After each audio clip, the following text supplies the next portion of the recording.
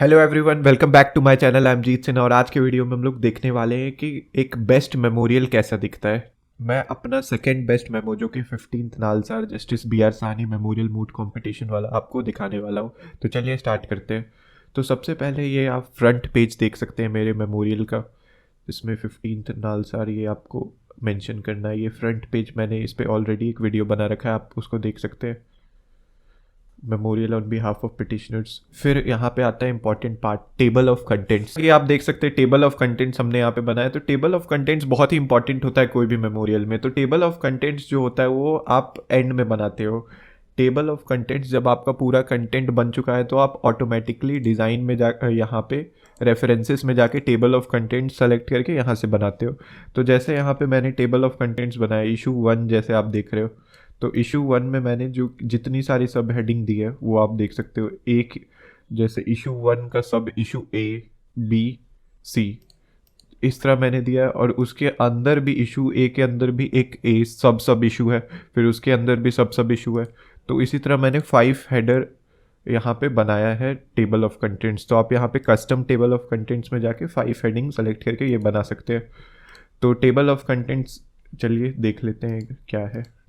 तो table of contents मेरा कुछ 4 पेजेस के अराउंड टेबल ऑफ कंटेंट्स था, क्योंकि हमारे मूट में ये गाइडलाइंस थी कि 30 पेजेस का हमारा होना चाहिए आर्ग्यूमेंट एडवांस और रिमेनिंग 15 पेजेस का जो मेमो है। तो फिर आप यहाँ पे अब टेबल ऑफ एब्रिविएशन बनाएंगे। टेबल ऑफ एब्रिविएशन देख सकते हैं कि कैसे होता है। इसमें जो भी एब्रिविएशन आप यूज़ कर रहे हैं अपने मेमोरियल में उसे आपको मेंशन करना होता है। फिर index of authorities. Index of authorities में जितने भी केसेस हो गए, cases, legal authorities, research paper, constitutional provision, international cases, research paper, books, online sources, ये सब आपको मेंशन करना होता है। कोविनेंट्स जितने आपने रिसर्च की है वो यहाँ पे मेंशन करना होता है इंडेक्स ऑफ ऑथोरिटीज़ में। इंडेक्स ऑफ ऑथोरिटीज़ ये बताता है कि आपकी कितनी इन डेप्थ रिसर्च है। जैसे कि आप देख सकते हैं अराउंड हमने 100 केसेस साइट किए हैं इस मेमो में, जो कि इंडियन केसेस इतने हैं और 2 केसेस फॉरेन के हैं। फिर हमने कॉन्स्टिट्यूशनल प्रोविज़न भी साइट किया है। तो ये सारा आप ऑटोमेटिकली क्रिएट कर सकते हैं इंडेक्स ऑफ ऑथोरिटीज़ से। अगर वो आपको index of authorities automatic create नहीं करना आता तो आप कमेंट कर सकते हैं, मैं उस पर एक सेपरेट वीडियो बना के आपको बता दूंगा कि इंडेक्स ऑफ ऑथोरिटीज़ कैसे क्रिएट करते हैं। तो फिर केसेस और ये सब कुछ साइट कर लेने के बाद आपको यहाँ पे आना है statement of jurisdiction. Statement of jurisdiction जैसा कि आप देख सकते हैं कि मैंने मेंशन किया पिटिशनर्स के साइड से आपको मेमो में दिखा रहा हूँ। तो petitioner have approached honourable supreme court of Eurocasia under article 32 of constitution of Eurocasia. फिर हमने यहाँ पे आर्टिकल मेंशन कर दिया। तो आप भी इस तरह कर सकते हैं मेंशन, या तो आप यहाँ पे एक फुटनोट करके फुटनोट और यहाँ पे मेंशन कर सकते हैं फुटनोट्स में आर्टिकल। बहुत कोई प्रेफर करते हैं बट मैं ये प्रेफर करता हूँ क्योंकि फुटनोट्स में फ़ॉन्ट उसका 10 चला जाता है जो कि रीडेबल उतना नहीं होता है। बट यहाँ पे आप आर्टिकल 32 ऐसे भी डायरेक्टली साइट कर सकते हैं। फिर statement of facts. Statement of facts आपको बहुत ही क्रिएटिवली डिज़ाइन करना होगा। जैसे कि मैंने यहाँ पे बनाया है स्टेटमेंट ऑफ फैक्ट्स, बहुत ही ब्रीफली यहाँ पे लिखा है सब कुछ। Introduction and background, parties to dispute, cause of action, action taken by parties. तो इस तरह करके आप स्टेटमेंट ऑफ फैक्ट्स बना सकते हैं। स्टेटमेंट ऑफ फैक्ट्स आपको ध्यान रखना है कि हमेशा आपका एक पेज में हो जाना चाहिए, क्योंकि जजेस जब भी आपसे ओरल राउंड में क्वेश्चन पूछेगा तो वो आपसे समरी मांगेगा, जो कि आपको 1 मिनट में बोल देना चाहिए, जिससे आपका बहुत सारा टाइम बचेगा। फिर आते इशू रेज्ड पे। तो इशू रेज्ड आप इस तरह मेंशन कर सकते हो बॉक्स बना के। फिर यहाँ से मेमोरियल फॉर पिटिशनर्स आपको एंड में लिखना, और यहाँ पे ऊपर टॉप में आपको मूट का नाम ये हर पेज में ऑटोमेटिक क्रिएट हो जाएगा हेडर एंड फुटर से। फिर summary of arguments. Summary of arguments आपको सिर्फ 4-5 लाइन में लिखना है कि आपका आर्ग्यूमेंट्स क्या है। तो ये आप देख सकते हैं कुछ ऐसा है समरी ऑफ आर्ग्यूमेंट्स। आप पॉज करके इसको रीड भी कर सकते हैं इफ़ यू वांट। फिर आर्ग्यूमेंट एडवांस, जो कि सबसे मेजर पार्ट होता है। उससे पहले मैं आपको बता दूं, जैसे कि आप देख सकते हैं यहाँ पे रोमन नंबर में ये चल रहा है हमारा पेज, और फिर उसके बाद नेक्स्ट 1 से स्टार्ट होता है। तो ये बहुत ही अच्छा वे है आपको एक अपने मेमोरियल में प्रेजेंट करने का कि आपका यहाँ पे एक अलग पोर्शन था और यहाँ से एक अलग ही पोर्शन स्टार्ट हो रहा है। जब आप टेबल ऑफ कंटेंट्स भी बनाएंगे तो आप यहाँ पे देख सकते हैं टेबल ऑफ कंटेंट्स में भी मैंने यहाँ पे अलग तरीके से किया है, table of contents 1 to 12 and after that how many pages, 31 pages.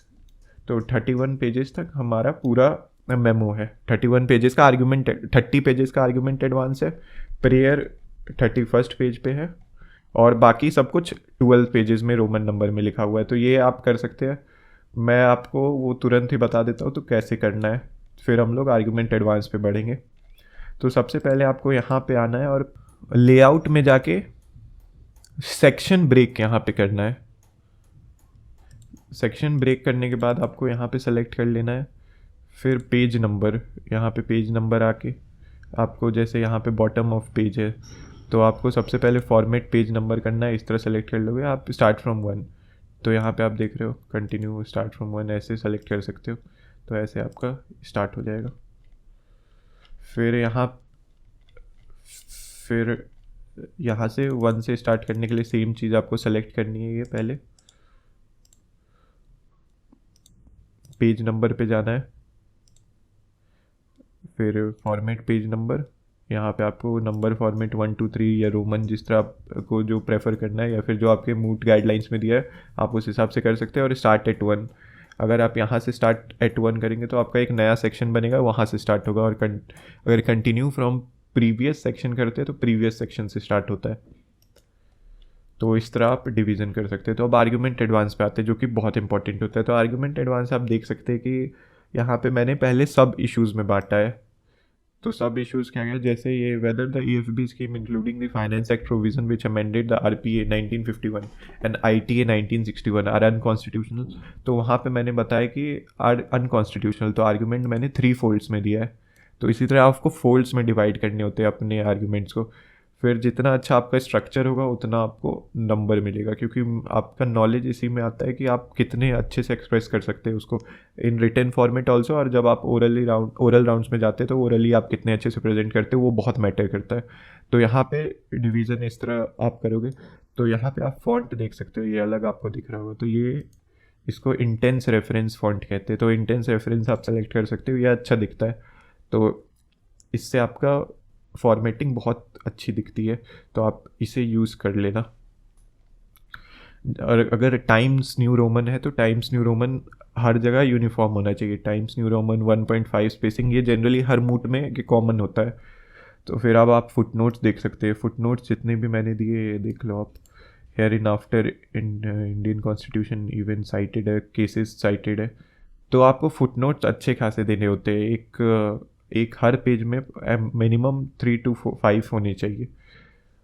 Maximum तो कितना भी हो सकता है, मिनिमम 3 तो होने ही चाहिए एक पेज में। तो ये मैं बेस्ट मेमो आपको बता रहा हूँ, नहीं तो आप ऐसे अगर आप अधूरे मन से कर रहे हो तो फिर क्या ही फ़ायदा। बेस्ट मेमो का यही एग्जांपल है कि आपको इन डेप्थ जाना है। रिसर्च आपकी कितनी डीप है वो मैटर करता है और आपको बेस्ट मेमोरियल का अवार्ड दिलवाता है, और आपको ये आगे चल के स्पीकिंग राउंड्स में भी मदद करता है। फिर यहाँ पे आप देख सकते हो, जैसे यहाँ पे EFB scheme violative of article 14 यहाँ पे मैंने बताया।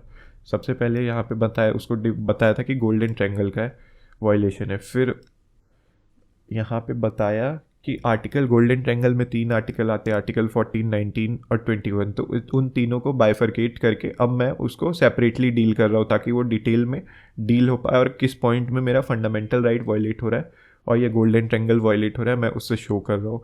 तो जो आर्टिकल 14 का होता है उसका मेजर पोर्शन होता है कि उसमें इंटेलिजिबल 2 टेस्ट होते हैं।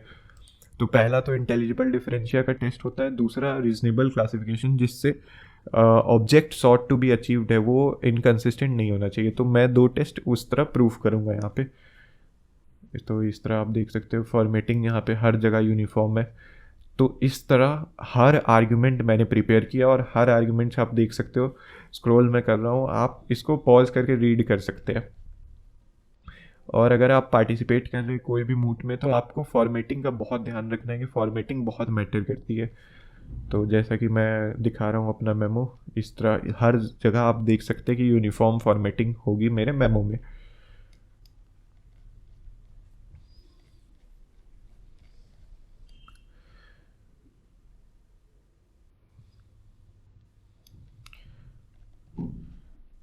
अगर ये मेमोरियल आपको रेफरेंस के लिए चाहिए तो आप मुझसे कमेंट कर सकते हैं, मैं ये प्रोवाइड आपको करवा दूंगा मेल पे।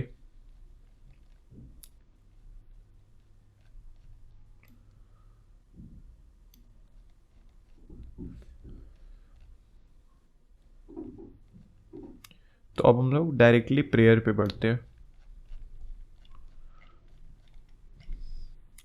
प्रेयर आप देख सकते हो, wherefore in the light of issue raised argument advance reason given and authority cited it is most humbly prayed that it may be please to declare that EFB scheme including Finance Act provision which amended the RPA and ITA are as unconstitutional and accordingly strike it down। Unconstitutional declare, वैसे यहाँ पे मैंने strike it down लिखा है, but after unconstitutional एक scheme के साथ या फिर कोई एक्ट के साथ वो ऑटोमेटिकली स्ट्राइक डाउन हो जाता है। तो आपको ये लिखने का ज़रूरत नहीं स्ट्राइक इट डाउन अगर आपको कोई कॉन्स्टिट्यूशन से रिलेटेड मैटर है। तो वैसे ही आपको जितने भी इश्यूज थे उसके आपको प्रेयर डिमांड करना है कि आपका क्या उस पर प्रे आप कर रहे हो, क्या रिलीफ सॉर्ट कर रहे हो, तो वो आप मेंशन करोगे। और फिर pass any other order direction that honourable court may be please to grant in interest of justice, equity and good conscience and all of which is respectfully submitted and for this act of kindness the petitioner duty bound shall ever pray. तो इस तरह mention करके आपका ये memorial complete हो जाएगा। तो मैं इसका पीडीएफ आपको अपलोड कर दूंगा, आप डिस्क्रिप्शन में देख सकते हैं। अगर मैं अपलोड करना भूल जाऊँ तो आप मुझे रिमाइंड करवा सकते हैं कमेंट सेक्शन में। Thank you for watching.